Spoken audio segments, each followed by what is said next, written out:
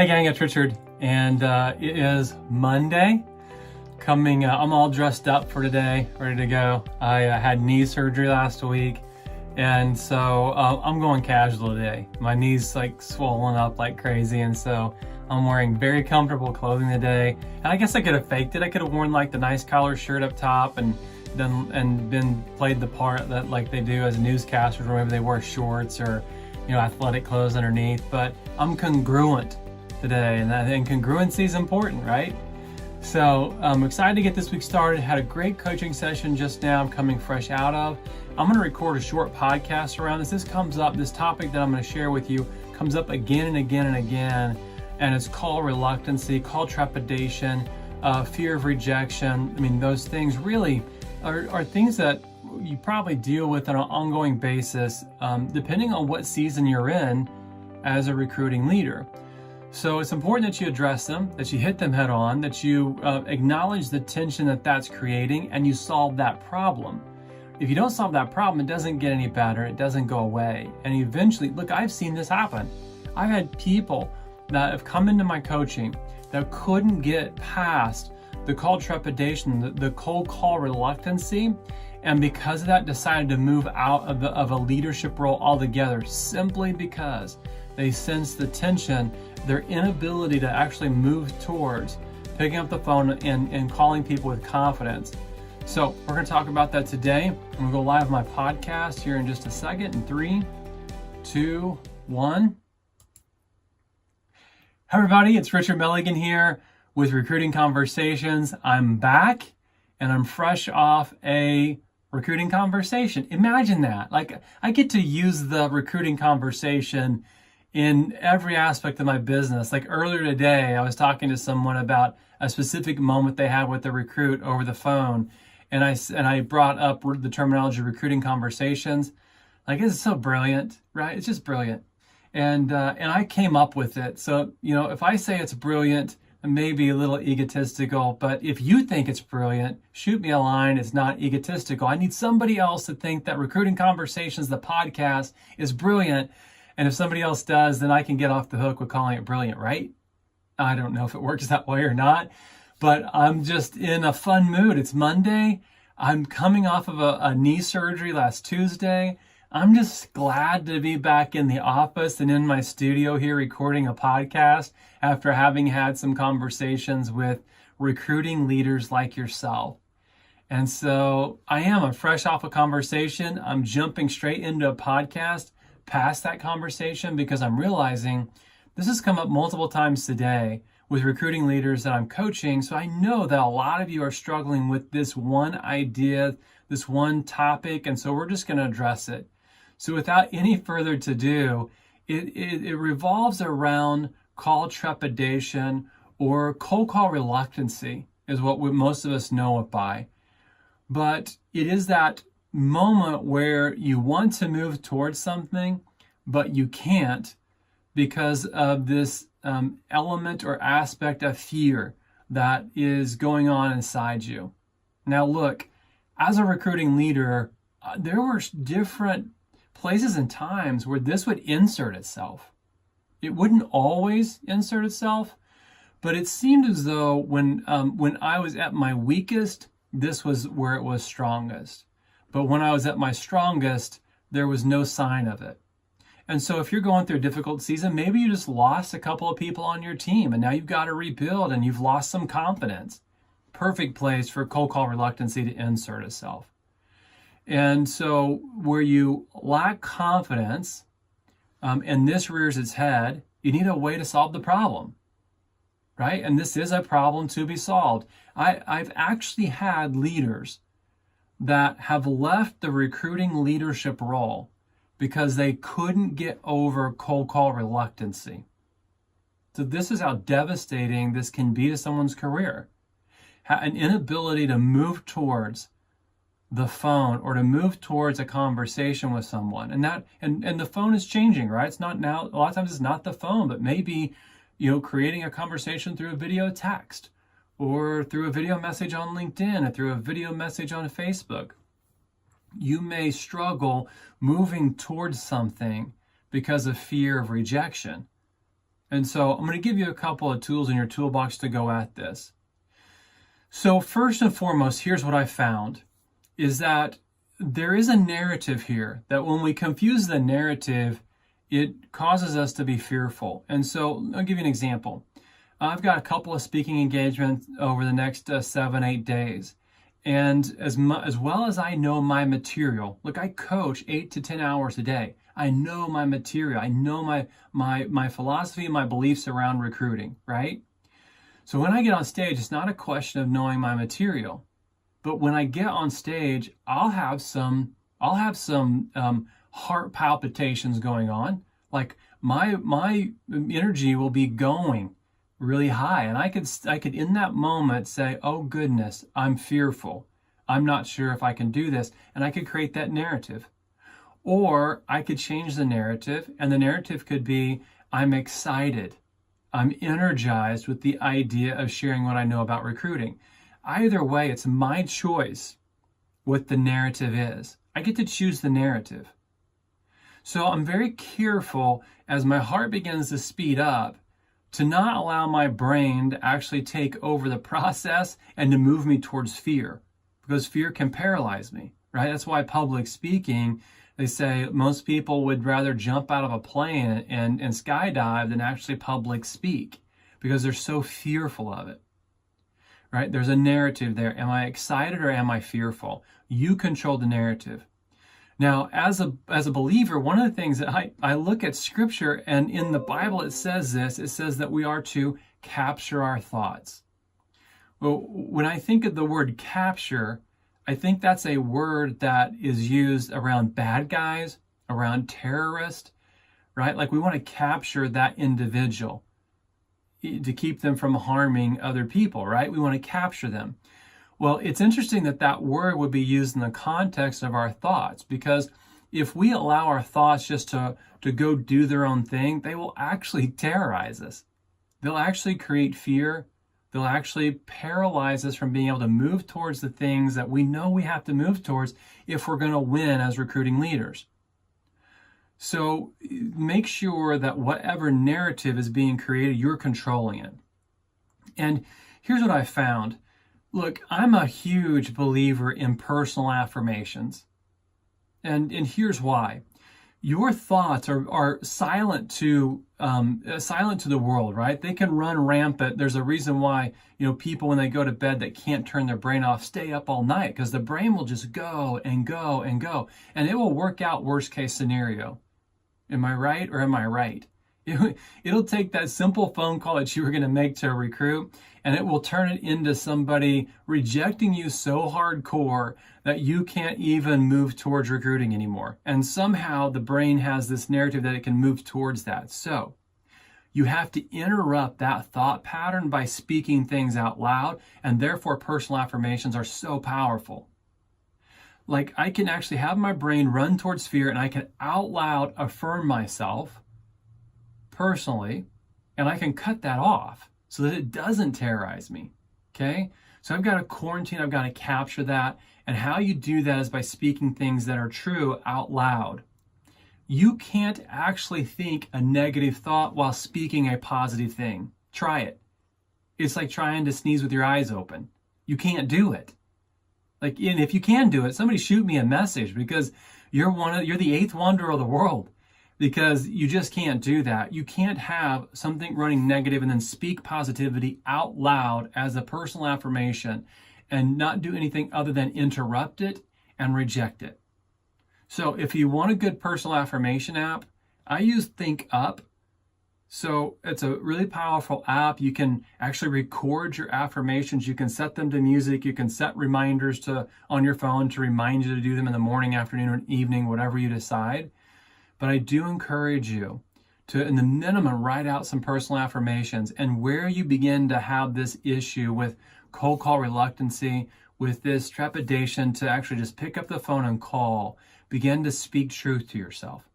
Because that's a pathway for you. Now, direct solicitation is only 1 out of every 4 recruits right now, but it is a element that you have to have in your game if you're going to succeed on the highest level of recruiting. So, there's one part of that, okay? The other part of it is this. Confidence is a big reason why most people struggle calling. It just is. Confidence comes from knowing what you're going to say. Confidence comes from having a solid phone script, from already understanding what objections you're going to get, and from being able to confidently overcome those objections. So what I found is that most people will say, I'm struggling with this. When I say, okay, let's go ahead and role play with your phone script, they go, well, I don't know it that well. Well, that means that's pretty obvious to me why you wouldn't want to move towards the phone, because ultimately if you did, you would expose yourself and you wouldn't be prepared, and you realize we can work the negative pieces out. Like if you're unprepared and someone gives you an objection that you're not ready for and you fumble around with that, you embarrass yourself, right? So you got to step into your phone script very confidently. What does that mean? It means you're going to memorize it frontwards and backwards. You're not just going to go over this 5 times or 10 times or 100 times. You're going to go over your phone script probably 1,000+ times. In fact, record it and then listen to yourself again and again and again on the way to work, on the way home from work. Your phone script's important. Recruiting is all about gaining confidence, gleaning confidence. And the quickest way to move past a very short season where you're experiencing cold call reluctancy is to get really confident and then to go execute a strong phone script and to have some wins. Look, my phone script that I use is one that gave me 30 to 40% appointment rate. So 3 to 4 out of every 10 people I would speak to would actually schedule an appointment with me. Hey, I'll give it to you here now. Here's my phone script, right? I did a bunch of research on you, and in my research, I see some similarities in our core values. And because of that, I wanted to reach out and introduce myself. Okay. Now, in the industry that I came out of, the mortgage industry, the average tenure in that industry was 2.5 years.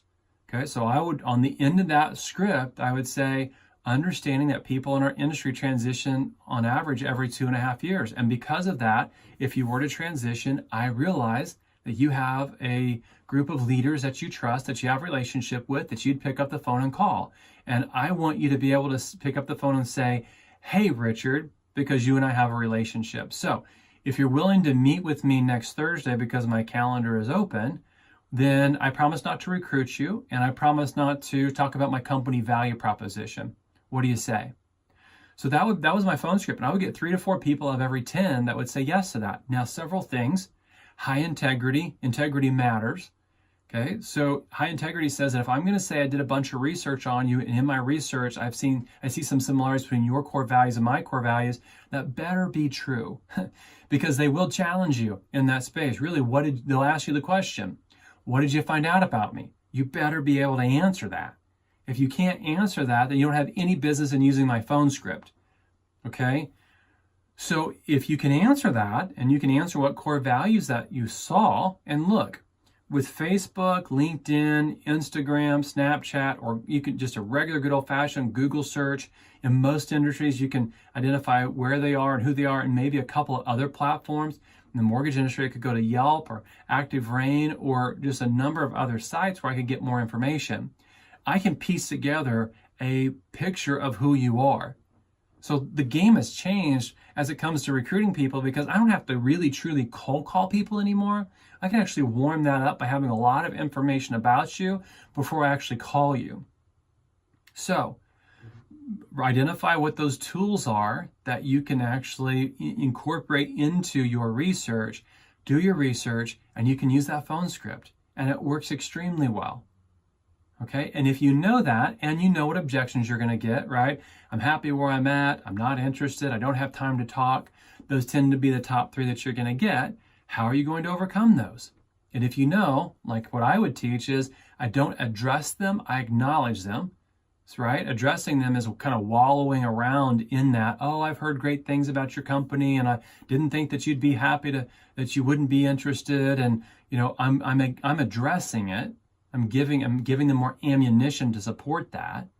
I'm just simply going to acknowledge it. And acknowledging it says, look, I appreciate the fact that you're happy where you are, so let me be real direct. I appreciate the fact that you're busy right now, so let me be real direct. I understand that you're not interested, so let me be real direct. And I don't care what objection you give me, I can use that to overcome most things that you give me. I had a young lady that once told me, she said that the objection she gave to people that no one had ever overcame to the date was, out of respect for you and honoring your time, I'm going to decline. Right? I could say, well, I appreciate the fact that you want to respect and honor my time, so let me be real direct. And I can move into the remaining part of my phone script, right? So you can handle most things through that narrative. And in the end, as a recruiting leader, you're someone who's fishing in a smaller pond. So you don't have full-on permission to keep throwing the right bomb and trying to overcome objections and upsetting people. Corporate recruiters get more leeway, even though I don't encourage your corporate recruiters to do this. But if the corporate recruiter wants to do that, they've got 1,000 other markets that they can go, 1,000 other ponds that they can go fish in, right? You don't. So you have to stand on the framework of your attractive leadership.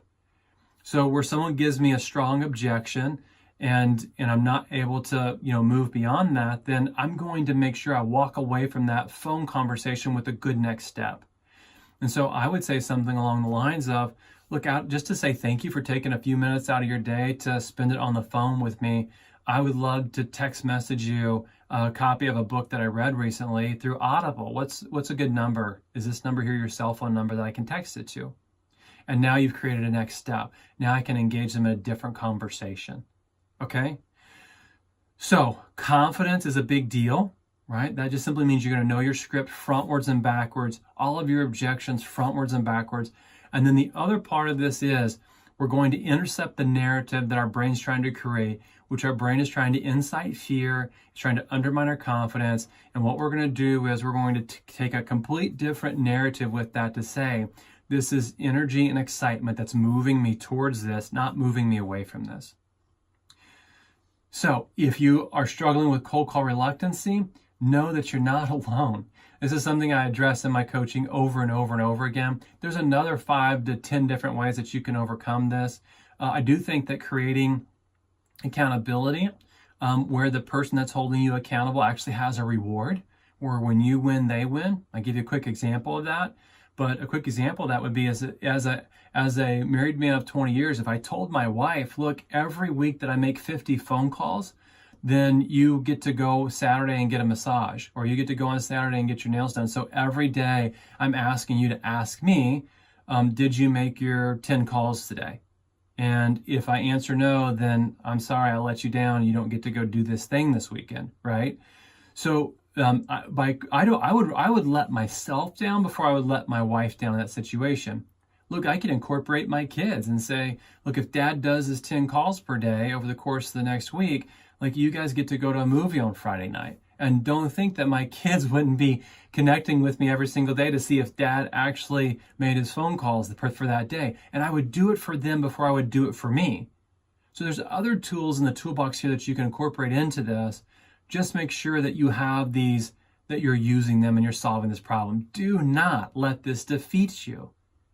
Okay, the phone is always going to have an element that you're going to have to be able to manage and master. And if you don't manage and master it correctly, it will beat you.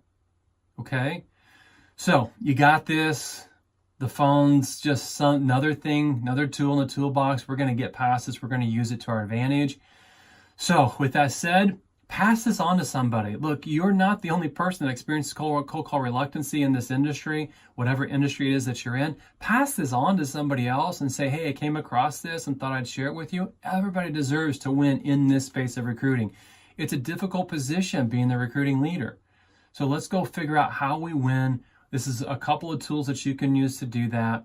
And until I talk to you again here on Recruiting Conversations, wishing you all the best this week. Have some fun recruiting. It should be fun. And until we talk to each other again, have a great week, everyone. There you go. Another Recruiting Conversations in the books.